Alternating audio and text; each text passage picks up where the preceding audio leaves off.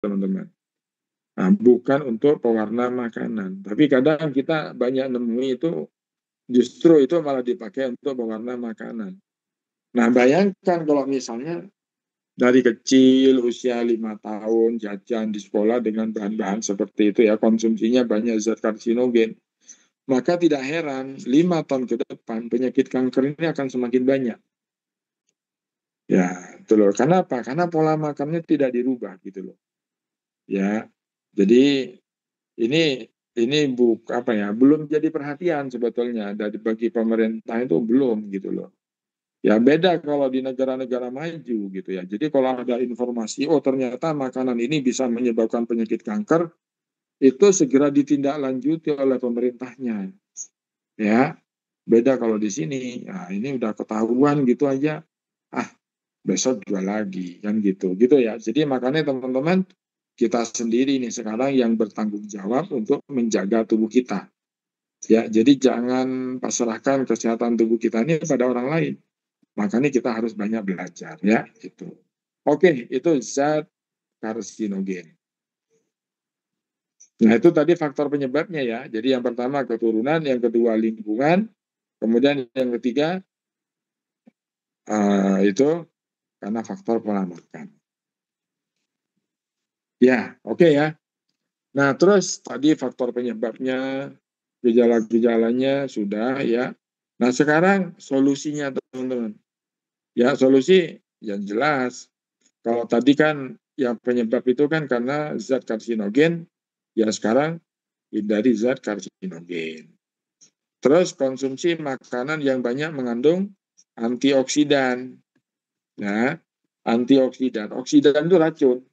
Maka kita butuh makanan yang banyak mengandung anti racun. Apa aja? Ini antioksidan yang sekunder, teman-teman. Sayur-mayur, sawi hijau, pare, brokoli. Ya, jadi sebetulnya kita ini punya banyak sayur yang bisa dipakai untuk mencegah ya, untuk mencegah penyakit kanker. Pare gitu ya. Nah, ini. Cuman masalahnya parenya pahit. Jadi pada nggak mau. Justru pahitnya itu yang antioksidan tinggi, teman-teman, gitu ya. Jadi bukan dibuang pahitnya itu gitu. Oh, itu jamu. Gitu. Nah, itu ya, terus brokoli dan lain-lain ya. Dengan catatan kalau sayur-mayur seperti ini itu yang organik ya. Kalau udah disemprot gitu, semprot obat kimia, wah itu ya sama aja. Karena residu pestisidanya itu bisa menyebabkan sel tubuh kita ini jadi rusak gitu. Nah itu ya teman-teman ya. Itu. Terus olahraga teratur dan terukur. Ya, jadi kalau udah usia 50, 60 olahraga itu yang teratur, terukur. Disesuaikan dengan kemampuan. Ya mungkin dipaksa ya bisa, tapi resikonya nanti bisa fatal. Ya, bisa cedera lebih parah gitu. Nah, ini ya. Oke, ini ya, ini cara untuk mencegahnya, teman-teman. Ya, tuh. Jadi mengurangi zat karsinogen, terus konsumsi makanan yang banyak mengandung antioksidan. Terus olahraga teratur dan terukur.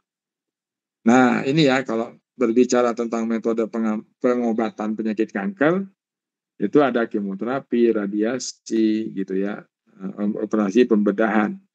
Pembedahan ini termasuk teknik pengobatan yang paling tua, teman-teman. Nah, konsep terbaru, teman-teman, untuk pengobatan penyakit kanker, ini ada namanya imunoterapi. Imun meningkatkan daya tahan tubuh itu bisa 20-30 kali lipat. Dan ini nggak bisa kalau hanya dengan menggunakan sayuran-sayuran tadi. Terlalu banyak yang dibutuhkan gitu loh. Ya, jadi maka di situ kita butuh yang namanya nutrisi. Nah, oke ya teman-teman, sampai di sini bisa dipahami ya teman-teman ya. Tadi kita sudah berbicara tentang kanker itu sendiri, kemudian gejala umum, gejala khusus, faktor penyebab, kemudian solusinya. Ya, oke, saya baca dulu kolom komen ini ya. Oh ya, ya oke Mbak Rini ya, Kromo Inggil. Best Sharon. Oke ya. Ini anyang-anyangan ya, Mbak Supri, gitu ya. Itu bahasa Inggris, Mbak. Ya. Oke, terima kasih ya. Oke, kita lanjut ya, teman-teman. Jadi, kanker ini kan termasuk 5 besar ya, pembunuh di Indonesia, terutama paling banyak itu kanker pada wanita, baik payudara ataupun rahim. Nah, sekarang kita di sini punya kesempatan untuk berbagi buat mereka bagaimana bisa mencegah penyakit kanker sejak dini. Karena kalau penyakit kanker ini diobati sejak dini, itu prosesnya jadi lebih mudah dan lebih murah. Daripada kalau udah stadium lanjut gitu, wah itu produk yang dibutuhkan itu jadi semakin banyak. Akhirnya biasanya jadi biayanya jadi semakin mahal gitu. Ya, jadi makanya teman-teman kalau mau fokus satu bidang misalnya tentang kanker, boleh nih, nanti saya kasih materinya. Ya, jadi nanti dipelajari sekaligus belajar cara presentasinya. Ya, materi ini pernah saya dapat dulu waktu saya di Yayasan Peduli Kanker ya. Kebetulan saya juga pernah jadi penyuluh di situ ya, konsultan di situ gitu loh. Jadi motivasi saya dulu waktu jadi konsultan di situ, ya saya cuma ingin berbagi aja tentang ilmunya gitu ya. Jadi kalau paham ilmunya nanti akan semakin banyak orang yang tertolong. Nah, gitu alhamdulillah di sini ketemu dengan AFC, ketemu dengan solusi yang luar biasa gitu ya. Dulu bingung juga saya gitu ya. Jadi begitu ditanya sama ibu-ibu, ini solusi terbaik bagaimana Mas gitu ya. Nah, jadi kan kita pada saat sosialisasi itu kan banyak ketemu dengan ada benjolan-benjolan gitu ya, ada mulai yang kalau di kanker rahim itu sering keputihan nggak sembuh-sembuh gitu ya. Nah kadang saya sendiri tuh bingung lah ini.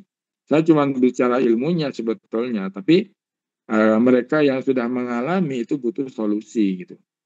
Nah alhamdulillah kita di sini ketemu dengan AFC dan ini bisa jadi solusi terbaik teman-teman buat mereka gitu.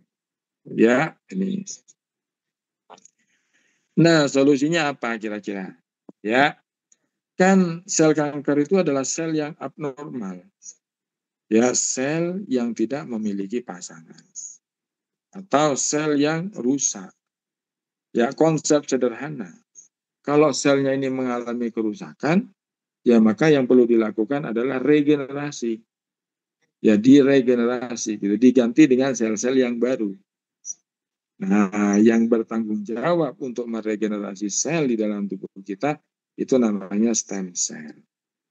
Ya, semalam kita sudah bahas ya tentang stem cell. Jadi stem cell ini luar biasa teman-teman. Jadi penyakit sel kanker itu pertumbuhannya itu cepat ya. Jadi katakanlah kalau sel kulit misalnya butuh 28 hari untuk berkembang, tapi sel kanker itu 2 jam aja itu udah cepat banget pertumbuhannya. Ya. Nah ini makanya kita butuh solusi yang cepat juga. Ya, maka solusi terbaik untuk pengobatan penyakit kanker ya ini stem cell. Ya, untuk regenerasi selnya teman-teman. Ya, ini ya ada tugas stem cell. Stem cell ini fungsinya itu ada 5R. Repair, memperbaiki sel yang rusak. Replace, menggantikan sel yang rusak. Regenerasi, menyusun kembali. Rehabilitasi, memfungsikan kembali. Bonusnya rejuvenasi ya. Jadi peremajaan sel teman-teman. Ya, nah itu. Jadi ini konsepnya ini bagus ini stem cell. Ya, jadi stem cell atau sel induk akan nonaktif ketika berusia 18 tahun. Ya, padahal sel kankernya ini tumbuh terus. Sementara stem cell-nya nonaktif pada saat usia 18 tahun. Nah, maka apa yang dibutuhkan untuk mengaktifkan stem cell ini? Stem cell ya, ini kita menggunakan